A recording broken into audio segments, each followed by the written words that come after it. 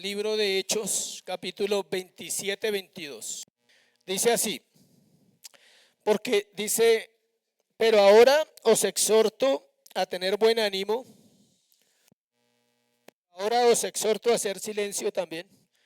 Ahora os exhorto a tener buen ánimo, pues no habrá ninguna pérdida de vida entre vosotros, sino solamente ¿de qué?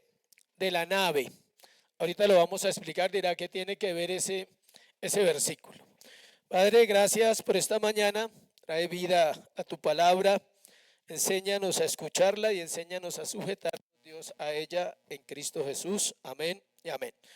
Vamos a hablar de la providencia ordinaria y vamos a leer el numeral 3.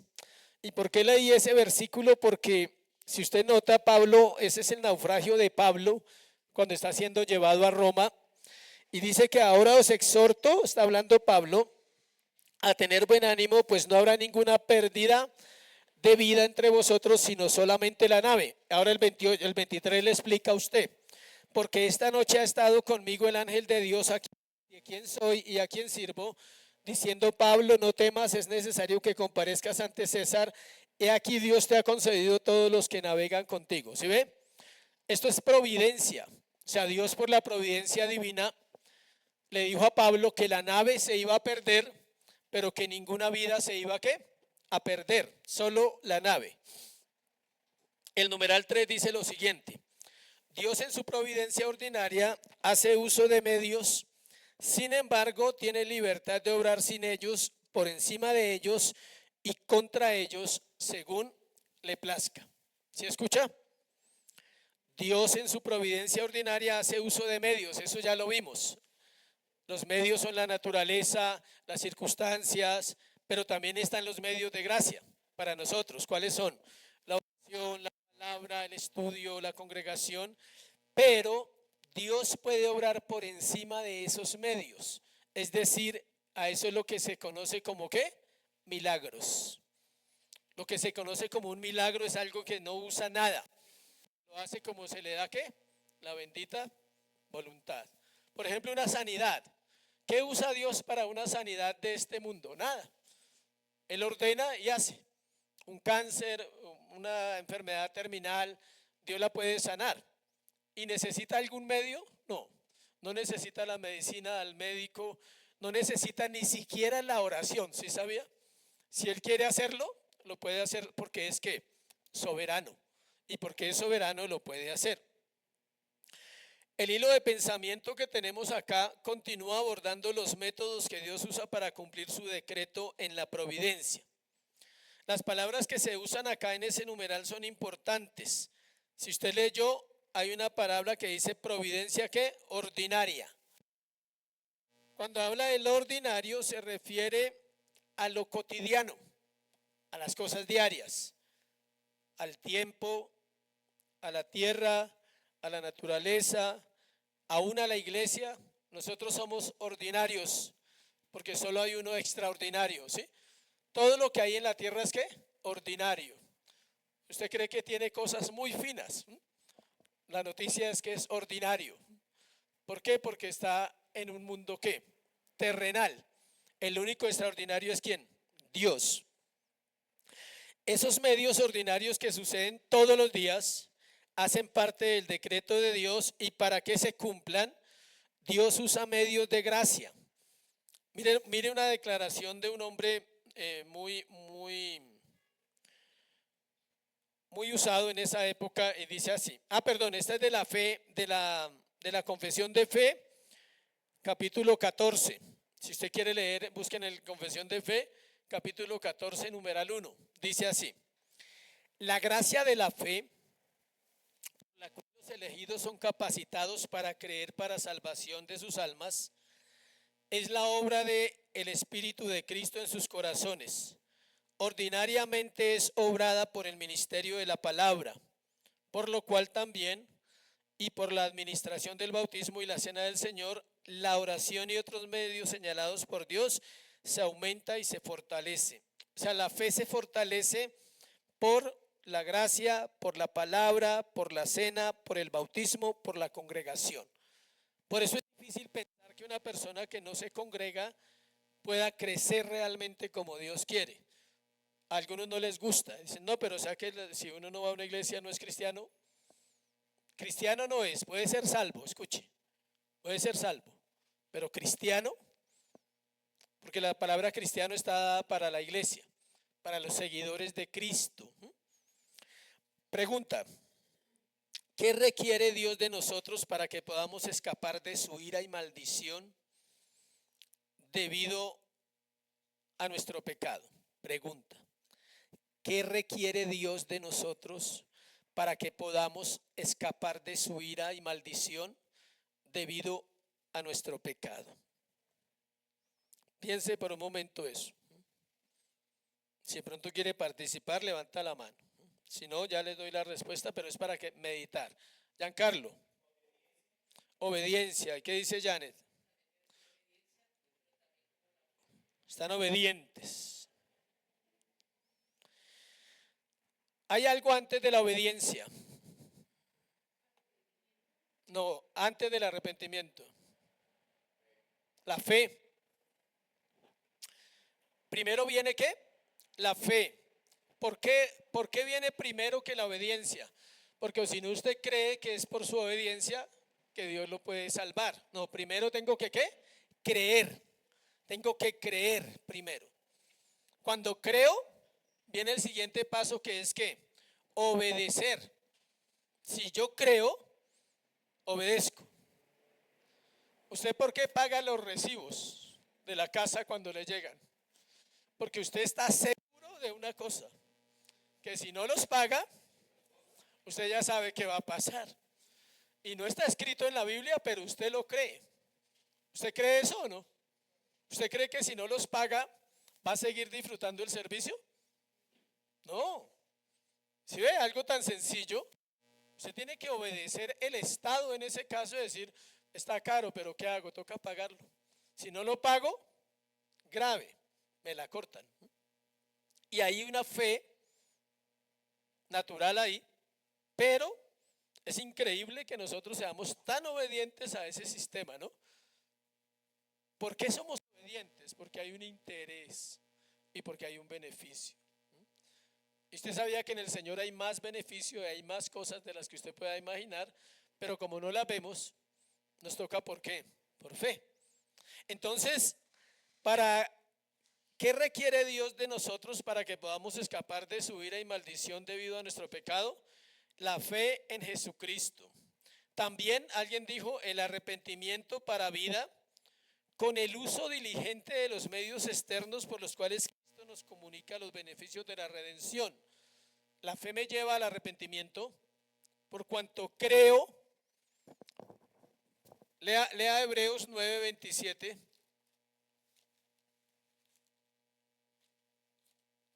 Alguien que lo lea, por favor.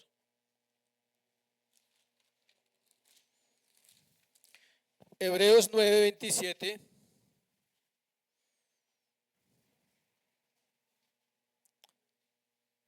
Hebreos 9:27. ¿Quién lo lee? ¿Quién?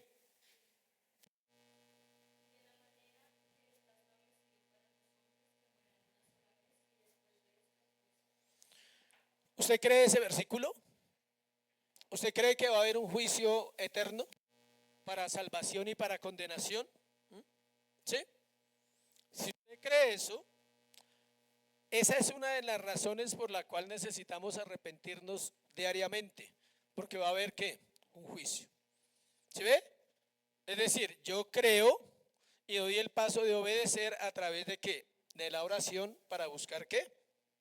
Arrepentimiento. Ese es un ejemplo. ¿Cuáles son los medios externos? Otra pregunta. Por los cuales Cristo nos comunica los beneficios de la redención. Piensen en eso.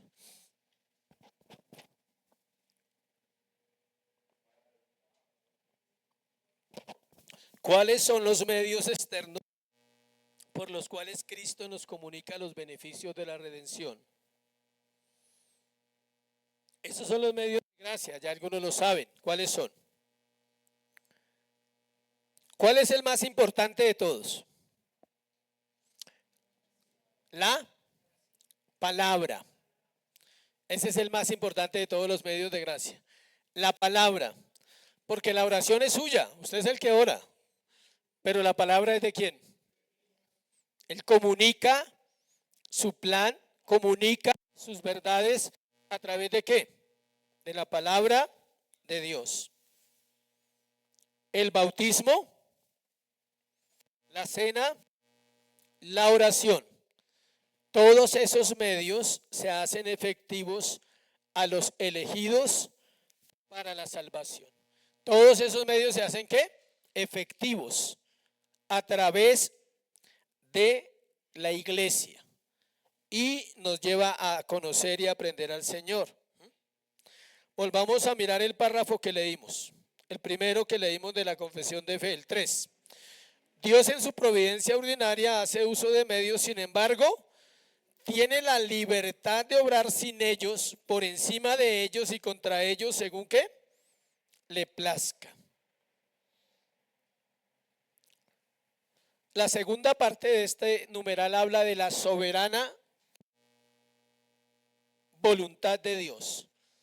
Es decir, lo que les dije ahora, Dios puede actuar independiente de la oración, de la palabra de Dios, de la cena y del bautismo. Miremos un ejemplo en Segunda de Reyes 6:6. Acompáñenme allí. Segunda de Reyes 6:6.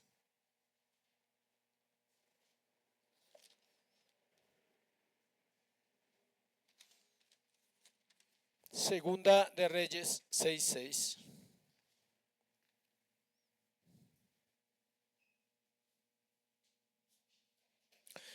¿Ya lo tiene?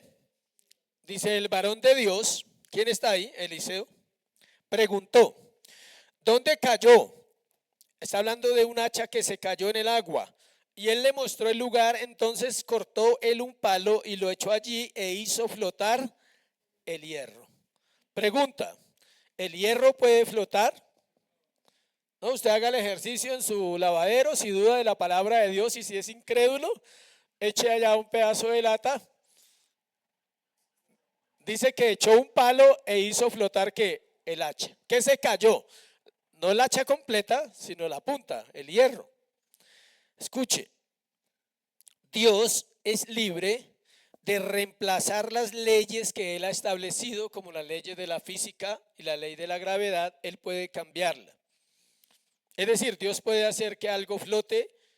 Si puede hacer que un hacha flote, puede hacer que cualquier cosa flote.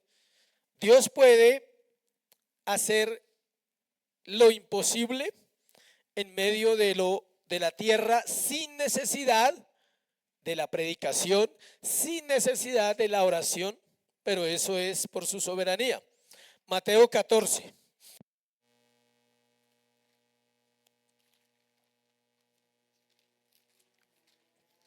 Del 17 al 21. Mire lo que dice.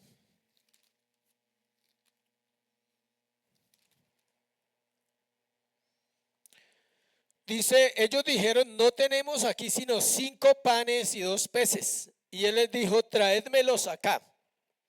Entonces mandó a la gente recostarse sobre la hierba, y tomando los 5 panes y los 2 peces, levantando los ojos al cielo, bendijo y partió y dio los panes a los discípulos y los discípulos a la multitud, y comieron todos y se saciaron y recogieron lo que sobró de los pedazos, 12 cestas llenas, y los que comieron fueron como 5,000 hombres, sin contar las mujeres y los hombres. ¿Qué hizo Dios ahí? Lo que quiso. Rompió los medios de gracia. Nadie oró, solo habían 5 panes, dice ahí, y 2 peces, y alimentó 20,000 personas. Se calculan 20,000, porque eran 5,000 hombres más sus familias, y ellos no eran perezosos ni tenían miedo a tener hijos. ¿Listo?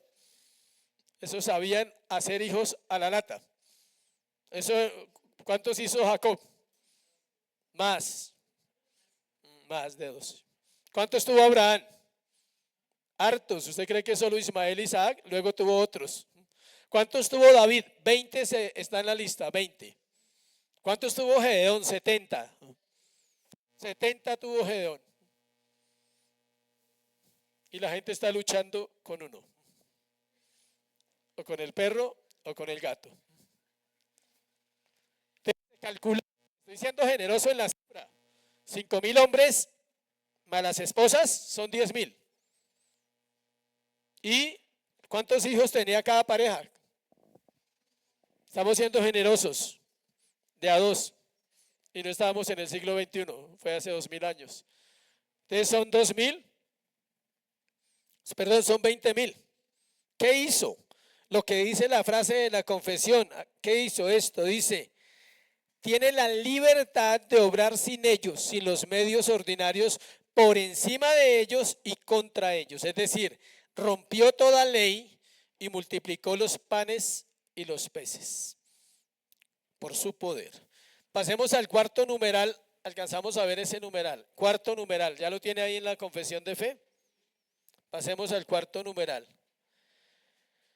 El poder omnipotente, la sabiduría inescrutable y la bondad infinita de Dios se manifiestan en su providencia hasta el punto que su consejo determinante se extiende aún hasta la primera caída y a todas las demás acciones pecaminosas, tanto de los ángeles como de los hombres. Dice entre paréntesis, y eso no por un mero permiso, la cual es sapientísima y poderosamente limita y asimismo ordena y gobierna de múltiples maneras para sus santísimos fines. Sin embargo, aquí está la parte que nos compete, de tal modo que la pecaminosidad de las acciones de ellos procede solo de las criaturas y no de Dios, quien siendo justísimo y santísimo no es, ni puede ser el autor del pecado ni aprobarlo. Este es un punto controversial. Este numeral fue controversial en el momento en que lo hicieron. Una parte de los teólogos no estaban de acuerdo y otra parte sí. Para estudiarlo nos toca tratar de explicarlo lo más sencillo que se pueda para no confundirnos. Todas las mentes más brillantes de la teología luchan por explicar esto que vamos a hablar hoy. ¿Cómo es que Dios creó al hombre? Dice la Biblia. También hemos aprendido que Dios sabe todas las cosas, que Él sabe de antemano lo que va a pasar. Entonces, la pregunta que se hacían los teólogos y que mucha gente hoy en día se hace, es cómo Dios crea al hombre y sabe que el hombre va a pecar y que va a caer. ¿Cómo es que Él no es el autor del pecado? Esa es la parte que es difícil de entender. Es difícil, ¿no? Vamos a ver una pregunta que hace un teólogo de esa época. Dice, si la providencia de Dios ordena todas las cosas en el mundo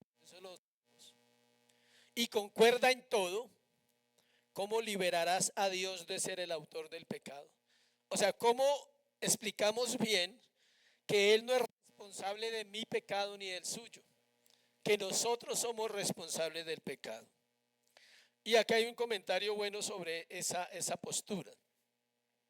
Es cierto, dice este autor, dice, Dios tiene una mano sobre todas las acciones pecaminosas en el mundo. La venta de José a los ismaelitas fue el acto de sus hermanos. ¿Quién vendió a José? ¿Dios o los hermanos? Escuche, enviarlo a Egipto fue el acto de Dios. ¿Sí? O sea, el pecado fue ¿de quién? De los hermanos de José. Y el plan o la manera como Dios direccionó las consecuencias de ese pecado fue ¿de quién? De Dios. ¿Sí estoy explicándome? ¿Quién vendió a José? Ah, bueno. ¿Dios vendió a José? Ah, bueno. ¿Quién envió a José a Egipto? Dios. Los hermanos no tenían nada que ver ahí. Él sabía, vamos a hacer la historia. Él sabía que venía una caravana de ¿qué? Ismaelitas, que eran ¿qué? Mercaderes. Hagamos la escena así, imaginémonosla así. Meten a José a la cisterna y el Señor ya ha visto que a 1 hora o 2 horas vienen los otros. Y Él ya sabe todo lo que va a pasar. Pregunta, ¿los hermanos de José sabían que venía esa caravana? No. ¿Los hermanos de José sabían que ellos eran compradores de esclavos? No. Cuando aparecen ahí cerca, se le ocurre la brillante idea a uno de ellos, porque Dios pone ese pensamiento. ¿Para qué? Para dirigir a José hacia dónde? Hacia Egipto. ¿Para qué? Para un plan de alimentar a Israel más adelante, porque sabía que iba a venir ¿qué? Hambre. Se dice, otro ejemplo, este también lo conocen. Se dice que Dios movió a David a contar su pueblo. ¿Se acuerdan ese ejemplo del censo de David? Sin embargo, también se dice que Satanás incitó a David a contar el pueblo. Satanás lo quiere como un pecado, Dios lo quiere como un castigo. ¿Sí ve? La misma acción está gobernada por Dios y Satanás también está ahí. Así como con Job. ¿Qué quería hacer Satanás con Job? Destruirlo. ¿Y qué quería hacer Dios con Job? Probarlo. Recuerde, Satanás quiere destruirlo a usted. ¿Y Dios quiere qué? Probarlo. Para que salga el oro que está escondido. Tranquilo que sí hay. En todos hay, así sea un pequeño brillo. Ahí está. ¿Listo? Y la acción más clara de ese ejemplo, que Dios no es el autor del pecado, está en Hechos 2:23.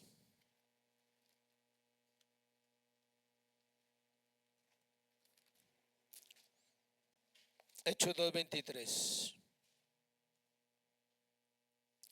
A este, hablando de Jesús, entregado por el determinado consejo y anticipado conocimiento de Dios, prendisteis y matasteis por manos de ¿qué? De inicuos, crucificándole. Dios entregó a Cristo, dice ahí. Dios entregó a su Hijo, ¿a quién? A los hombres. A Pilato, a Herodes, a los judíos y a los romanos. Cuatro grupos. Herodes, Pilato, los romanos y los judíos.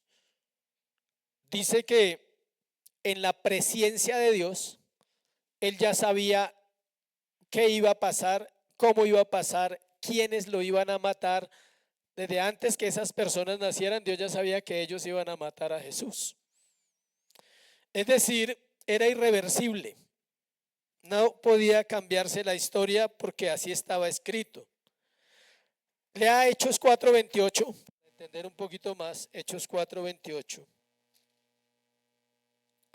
Para hacer cuanto tu mano y tu consejo habían antes determinado que sucediera. Todo lo que está diciendo Lucas en Hechos es que Dios había planeado eso. Pero mire lo que dice acá. En Dios fue un acto de su consejo, de su decreto. Es decir, la muerte de Cristo está cumpliendo ¿qué? El decreto de Dios. En los hombres es un acto de maldad. Para Dios es un acto de su decreto, para los hombres es un acto de ¿qué? De su maldad. Ahora, la muerte de nosotros es un decreto de Dios, pero puede ser ejecutada por un acto de maldad de cualquier persona de la tierra, si así está escrito. Si está escrito que alguien nos quite la vida, no va a dejar de cumplirse. No, pero es que ahora soy cristiano. No, eso está escrito desde antes de que usted sea cristiano. No se escribió el día que usted se convirtió, es un decreto. Para Dios es un decreto, para su familia es un acto de ¿qué? De maldad. Dice, uy, no, pero era bueno. Todos los muertos son buenos, ¿no? ¿Usted ha escuchado hablar mal de un muerto? A espaldas. Pero en la funeraria todos hablan bien. Pobrecito, tan juiciosa, que era tan buena mujer, tan buen esposo, tan buen papá. Era juicioso. O sea, casi mejor dicho, lo canonizan a uno. Dios no se contamina por ningún pecado que nosotros cometamos. Hablé hace unos días, un domingo, de los agentes libres. ¿Somos quiénes? Nosotros. Tenemos libertad. Por eso Dios no nos obliga a pecar, pero escuche, tampoco va a impedir que lo hagamos.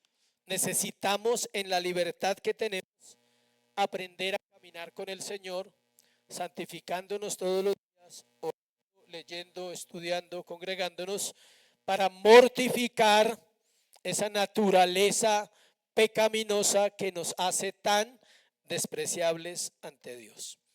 Y cuando la mortificamos, el Señor se agrada y nos echa una manito, nos ayuda un poquito más. La pregunta es si usted la está mortificando o la está alimentando. Miremos el quinto, el misterio de la providencia. Los caminos de Dios son su pueblo y sus enemigos. Los caminos de Dios con su pueblo y sus enemigos. Leo el 5. El Dios sapientísimo. ¿Qué es sapientísimo? ¿Quién? Ya lo he dicho. Sabiduría, sabio.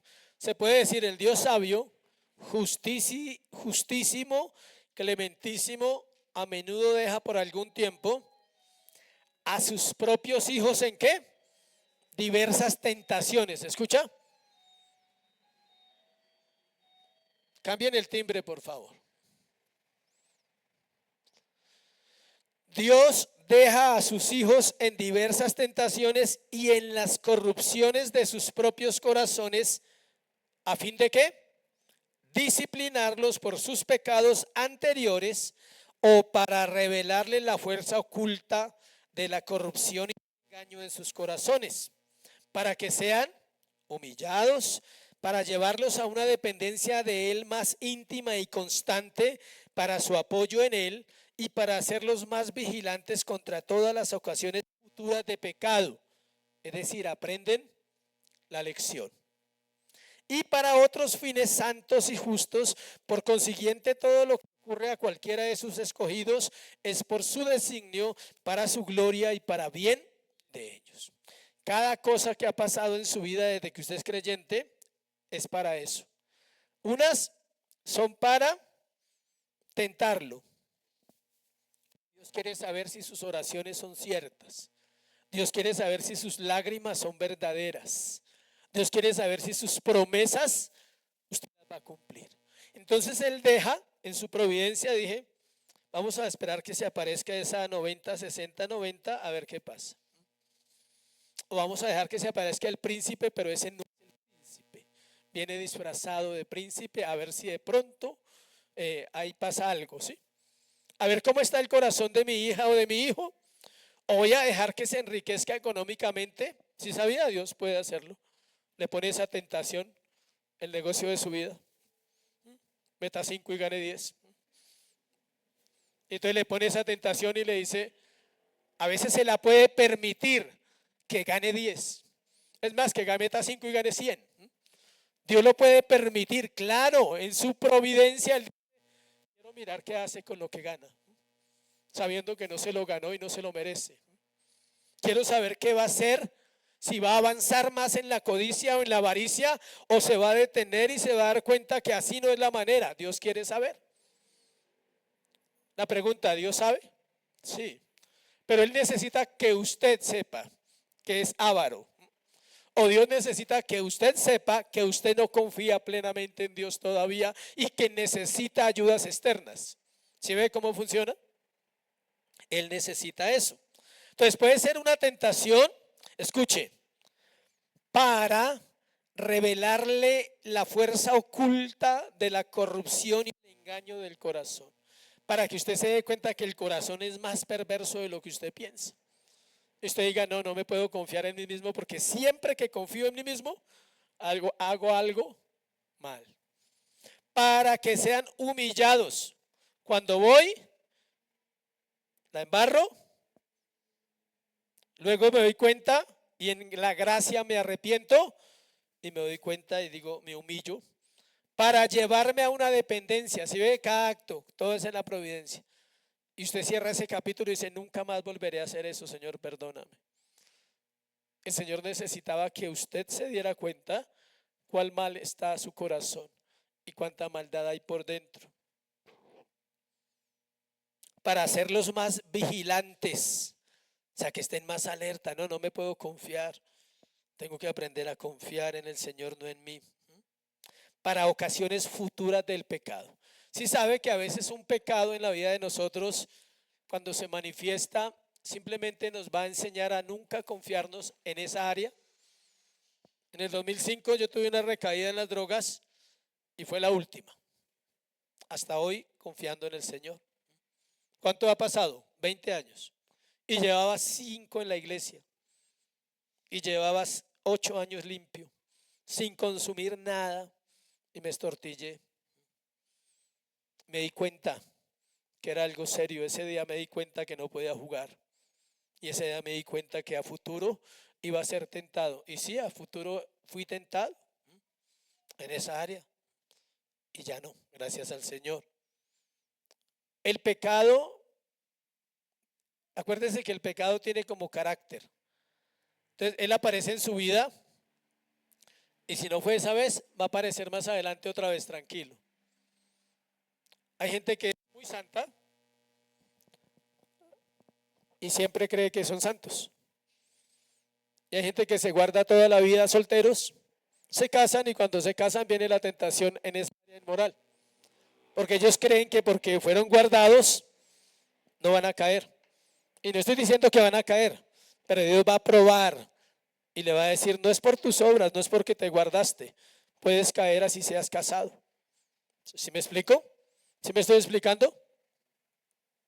La persona que se jacta de ser honesta viene pobre pero honrado. O sea, ¿sí?